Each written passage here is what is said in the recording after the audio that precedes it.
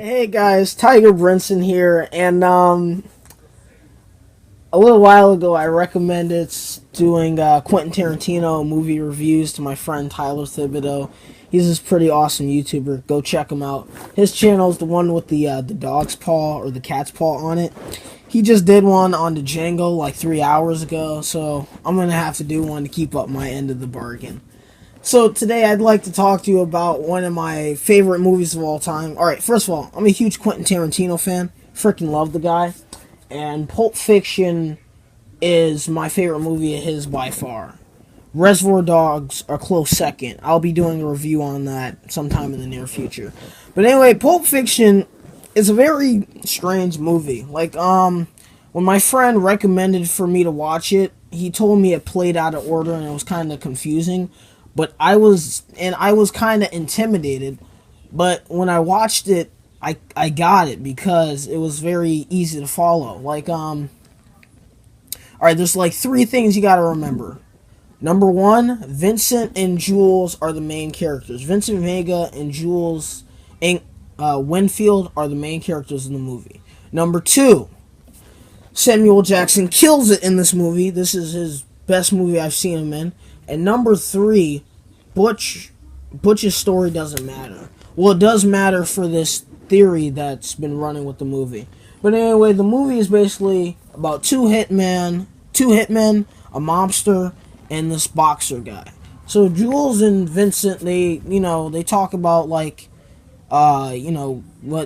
Vincent did while he was in France or something. He tells me, what a quarter pounder of cheese is in France is called a Royale cheese because of the metric system. The directing style is wonderful. Because the dialogue with these characters, it seems like it doesn't have a point and they're just talking just to talk, which is kind of akin to real life. But this is character development. This is the way they think. They're in the elevator. Jules and Vincent are in the elevator, and they're basically talking about how their mob boss Marcellus threw this guy Tony out the window because he gave his girl a foot massage. Also, Marcellus Wallace's wife is played by one of my favorite actors of all time, Uma Thurman. Loved her in Kill Bill. She's smoking hot. I would hit that. Anyway, so basically he threw this guy 4 stories out of a window to, don't touch my woman's feet. And, they start talking would you give a guy a foot massage? And, that's kind of gay, but whatever.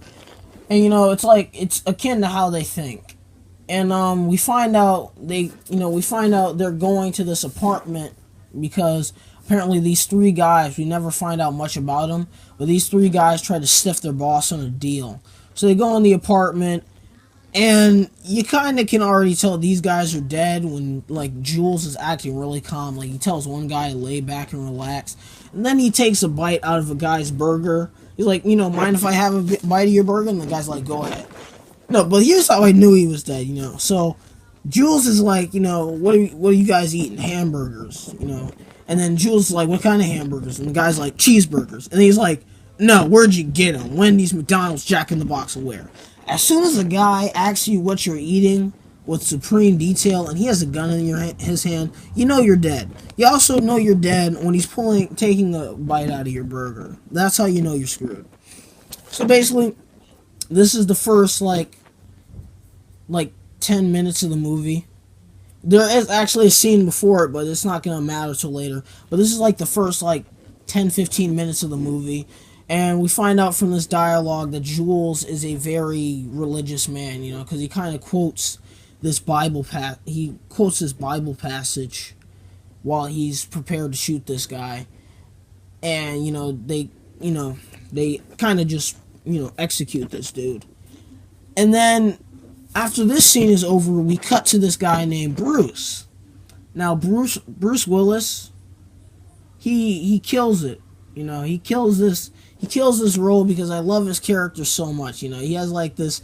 He's getting in this cab after he, he kind of, because he's supposed to take the fall for this boxing match. So he kind of knocks out his would-be opponent and runs off with the money he got for taking the fall. He runs off from Marcellus Wallace, and this chick is basically in this car. This doped out French chick is trying to ask him, what's it like to kill a man, and blah blah blah. And then, he's like, I didn't even know I killed him, but, I guess I don't really care. He acts really indifferent to it. And then, we see him go home, and he has this hot, spoken little French chick. She's pretty hot. And then she's like, can you give me order pleasure? I was like, I laughed so hard at that. Order pleasure? And, they have sex, and then they wake up the next morning. They're supposed to be leaving.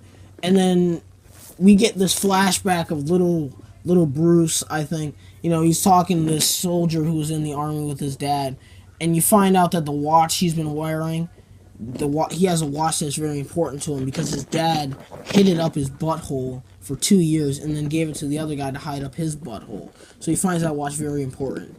And we find out when the French chick is moving all their stuff out the apartment, she forgets the watch. So he flips his crap and throws the TV, breaks a brand spanking TV. He drives to his apartment, and Vincent, the guy we see from earlier in the movie, he's taking a dump. Bruce goes in his apartment. He gets the watch, but he's feeling pretty hungry, so he gets some Pop-Tarts, cinnamon Pop-Tarts, and then we see he sees a silenced MSG on the counter, and then we see Vincent. He come out the bathroom. He's basically taking the dump while reading the book. Needless to say, Bruce shoots him. The directing, the directing in the movie is amazing. The camera angles are nice. We're first introduced to Marcellus Wallace in a kind of Godfather-like way. And, there's a Band-Aid on the back of his head. And we're introduced to him from behind. He would, in The Godfather, we meet Vito Corleone from behind. And the Band-Aid has something to do with a very interesting theory. So let me bring the suitcase up. There's this suitcase that glows whenever, when you open it, and it's, glowing. And everybody who looks at the suitcase is, they think it's awesome. That's what Jules and Vincent go to pick up when they go in that apartment. And it's a popular theory that the inside the suitcase will never reveal its contents. But inside the suitcase is the soul of the mob boss Marcellus Wallace, because there's this kind of myth that the devil takes your soul from the back of your head, and he has a cut on his bald head, and, it's thought that that's his soul. And there's a lot of weight for this theory because Bruce's story takes place after Jules and Vincent's story, and when they give him the suitcase and stuff, we see him act kinder because even though Bruce stiffs him on the money, so Bruce is driving and he sees Marcellus, and Marcellus is standing there with a box of donuts, and so Bruce runs him over, and they get in this fight, and they end up in this store, and they're held at gunpoint by this redneck dude. And they're taken into the back, and we find out these guys are very BDSM because they have, it's two gay dudes, and they're very BDSM because they have this sex slave dressed in all tight leather. So Marcellus Wallace, while Marcellus Wallace is being raped, Bruce, he manages to escape the chair. He knocks out the guy with the skin tight suit, and he's about to leave, but he has a change of heart, goes back, saves Bruce, he saves Marcellus. Marcellus takes a shotgun and shoots the guy who raped him in the nuts. And even though he can kill Bruce at this time, he lets him leave. He's basically get out of here, don't ever come back. Don't tell nobody about this, especially don't tell anybody about this. And, he allows Bruce to leave with his life on the conditions he never leaves again.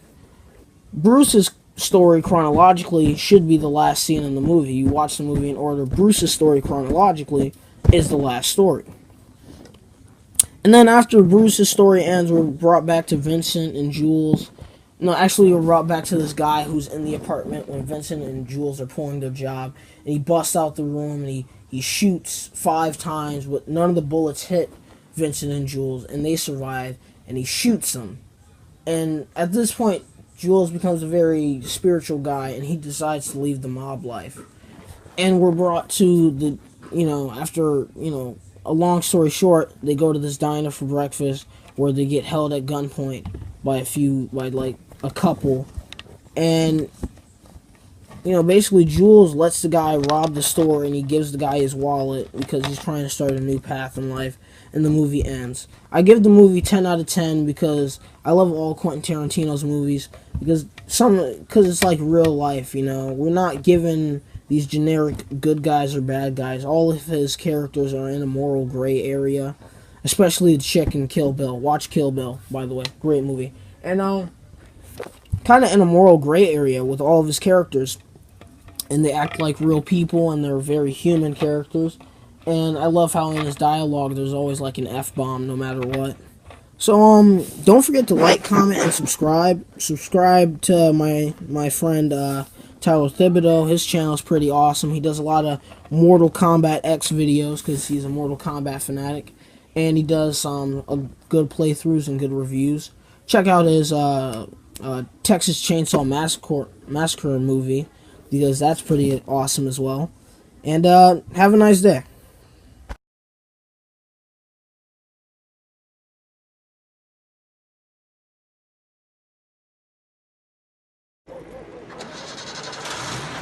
Conscious again, if I were walking in your shoes,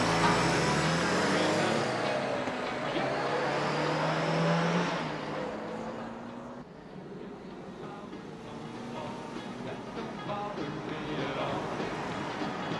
Playing solitaire till dawn with the deck of 51. That's how you're gonna beat him, Butch. Cigarettes and one Keep underestimating.